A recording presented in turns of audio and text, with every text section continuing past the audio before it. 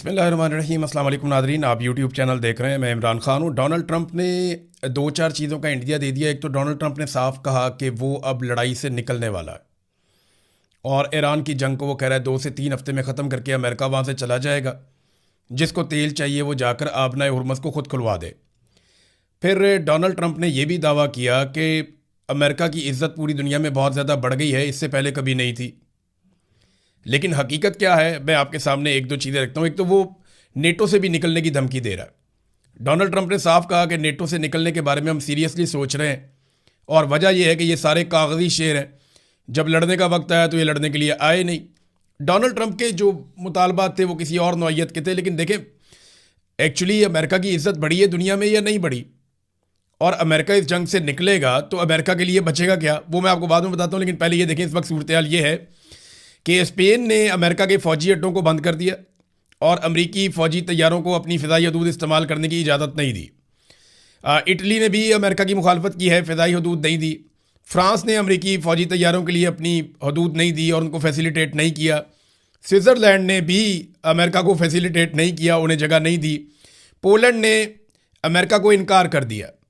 यानी पोलैंड के अंदर एक सिस्टम लगा हुआ है, पैट्रियट का, जो मिसाइलों की बैटरियाँ हैं वो वहाँ पे लगी हुई हैं। ये फ़िज़ाई दिफाई निज़ाम है, ये रशिया के पेश नज़र यहाँ पे लगाया गया।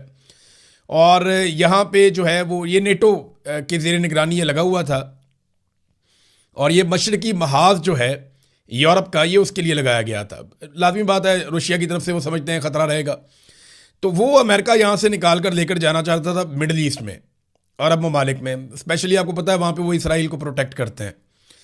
तो पोलैंड ने इनकार कर दिया, उन्होंने अमेरिका की दरख्वास्त मुस्तरद कर दी। इससे पहले आपको याद होगा कि जनूबी कोरिया से अमेरिका निकाल कर ले गया था फ़िज़ाई दिफाई निज़ाम, और जापान के बारे में कहा जा रहा था, मुझे कंफर्म नहीं है, लेकिन जनूबी कोरिया का तो कंफर्म हो गया था। तो उस रीजन में से अमेरिका ने फ़िज़ाई दिफाई निज़ाम निकाला और वो उनको लेकर चला गया मिडल ईस्ट में इसराइल की हिफाजत के लिए। और अब जब यहाँ से निकालने की कोशिश की तो इन्होंने इनकार कर दिया। इन्होंने कहा जी नहीं, अब ये पोलैंड का अकेले का तो इनकार नहीं है, ये तो यूरोपीय यूनियन का इनकार है। तो यूरोप के ममालिक ना अमेरिका को डिफरेंट तरीके से डील कर रहे हैं। अभी ये एक और स्टेटमेंट है स्पेन की जानिब से कि अगर इसराइल क्वालिफाई कर जाता है फीफा वर्ल्ड कप के लिए तो स्पेन फिर उसको नहीं खेलेगा, वो बाइकआउट कर देगा। कुछ और यूरोपीय ममालिक से इसी तरह की आवाज़ें आ रही हैं, और ये बातें सिर्फ डोनाल्ड ट्रंप की वजह से हो रही हैं। एक तो ईरान के लिए मुश्किलात पैदा कर दी, उनकी भी फीफा की एक टीम है वर्ल्ड कप